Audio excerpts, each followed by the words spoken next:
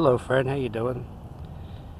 Um, a friend was telling me that a very significant solar flare came through our system, and it had the number 3007 attached to it. But in legal terms, it means sole physical custody. So once again, this sounds like the rapture. That's what's going to happen after the rapture. Jesus Christ will have sole physical custody of his children. It's interesting that God has given every possible clue that he can to show us. He's just about to come. Now, I don't remember if I told you, but there have been experimental cases where people actually volunteered and had their minds hooked up to Twitter, and the thought became the tweet. So tell me that this doesn't sound like Revelation chapter 13. The reason is very simple. The devil desires to copy Jesus Christ. Listen, our lives are being videotaped from heaven, and probably in various ways, but our thoughts are being recorded too.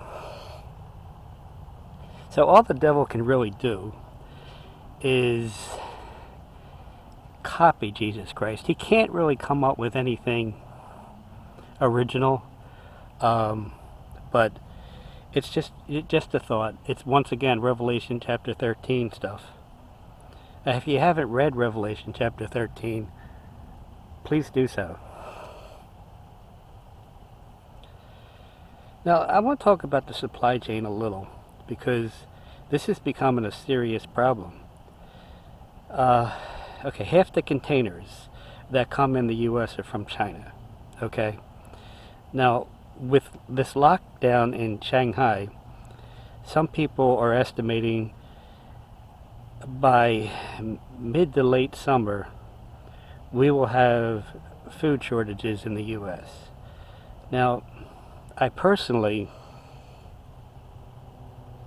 heard about 4 to 5 dreams from Christians, reliable Christians too, credible Christians, that this would happen more towards the latter part of the summer. I'm still trying to process this whole thing. I don't have full authority or 100% knowledge on this. I do know that various cities are in lockdown in China, calculating to about 400 million people. Now, this is obviously going to affect the U.S. There doesn't seem to be relief in the situation in China, so people are they're not working, products are not being manufactured, parts are not being manufactured, cargo ships are being loaded less and less, trucks are not bringing products to ports, or can't even get around these lockdown situations. In fact, the trucking industry is expecting, well, let me phrase it to you this way. It's operating around a 20% capacity.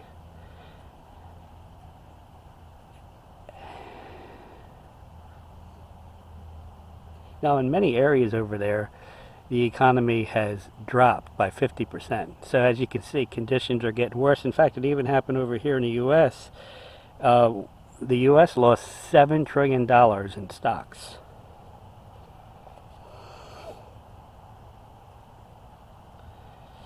Now, Shanghai has a lot to do with the U.S. electronics. China has, okay, this will give you another idea of the situation. China has been hoarding grain for the last year for the citizens. Now, okay, it takes about 30 days for a China ship to come to the U.S. And this has been dramatically dropped since April.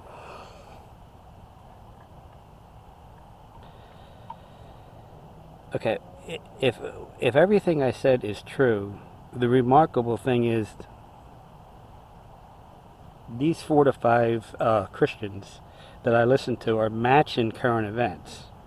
Now, where I am not dogmatic on this issue and its timing, this whole scenario has me thinking.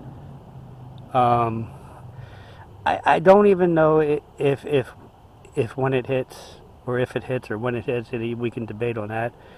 If it's going to be in every city in America.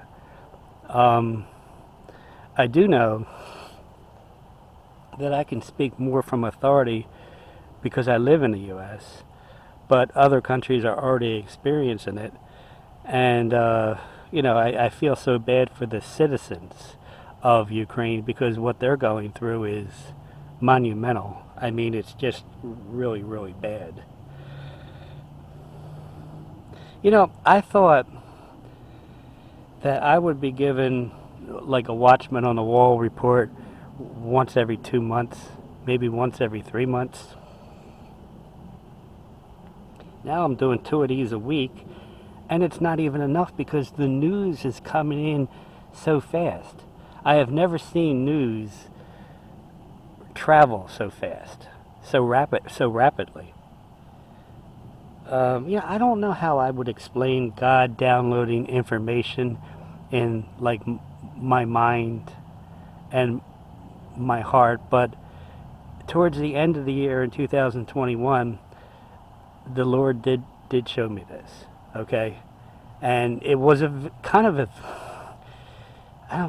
it was specific yet vague. How do I talk without sounding nonsensical?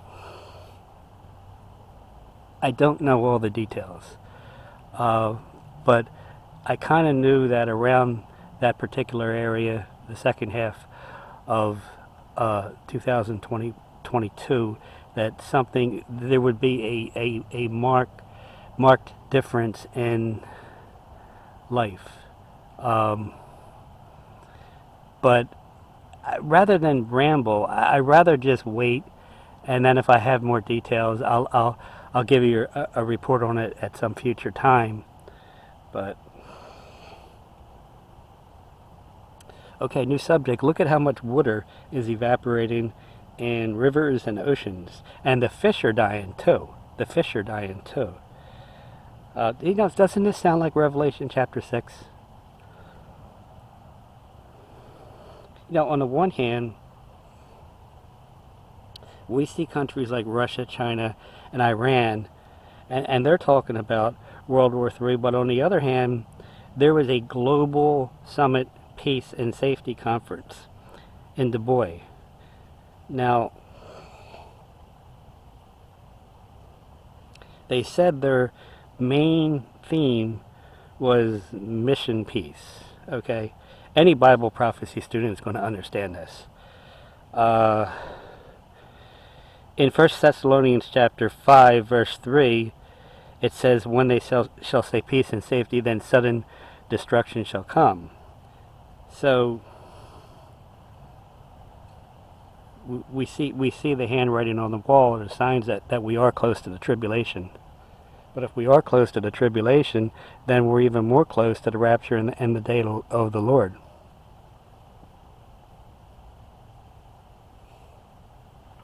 On a lighter note, I remember that when I turned the TV on, I had to actually go to the TV and turn it on. Now you can't turn it on any other way except through a remote. I mean, our world has just drastically changed. The middle class over here in the U.S. is dramatically decreasing, and it literally takes 2 incomes now. So all I can simply say to that is Satan has played a nasty trick on the U.S.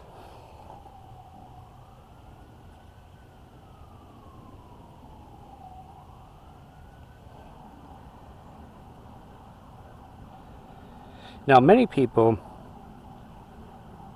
are uncovering that, with all this inflation around the world, it's going to bring in a worldwide digital currency. Now, this doesn't surprise me, especially in light of the fact that the Lord gave me a one world digital currency dream in 2021. In fact, I even posted it. So, the Lord is just so specific when it comes to stuff like that. Whereas we may not know every detail, the Lord always comes home in giving us answers, and not always at the expected time. Okay, this is pivotal. I want to make another point, okay? Turkey is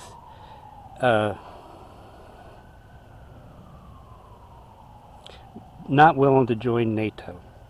Now, remember, in Ezekiel chapter 38, Turkey is one of the countries that go with Russia to invade Israel. I remember a couple of months ago, I was saying that Turkey is not quite ready to go with Russia yet. That's the battle of Gog and Magog in Ezekiel chapter 38. But now they seem to be ready. I said that right now Turkey is very economically tied to Israel, or they're economically tied to Israel enough where they're not quite ready to go in Ezekiel chapter 38. Now they're backing up from NATO. Now they're saying, you know what, I don't think we want to join. And it seems like they're siding with Russia. Well, that's exactly what Ezekiel chapter 38 says. So once again, the Bible is 100% true. I mean, the Holy Spirit is 100% accurate. Another point I'd like to make is a lot of people seem to be on edge with this small-time hacking and this high-level hacking. And, you see a lot of people, what if that ever happened here? Yeah, a lot of people are talking about it, ever since that blood moon took place in the middle of May, things have been escalating. I mean, it's just, and once again, that speaks of the accuracy of God.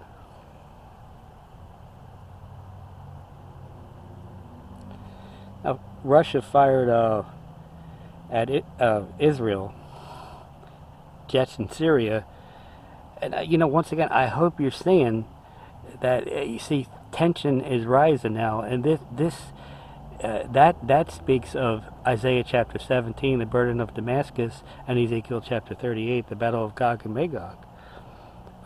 See, the divisions in the Bible have been clearly defined, and now we're seeing it in current events. So, I want to make another point. When this war started with Russia, they kind of expected the divisions with NATO and the other side. But now, if you'll notice, Russia's starting to take it personal if countries join NATO. In fact, I think they were even fooling around with Finland's electricity. So, as you can see, tensions are rising.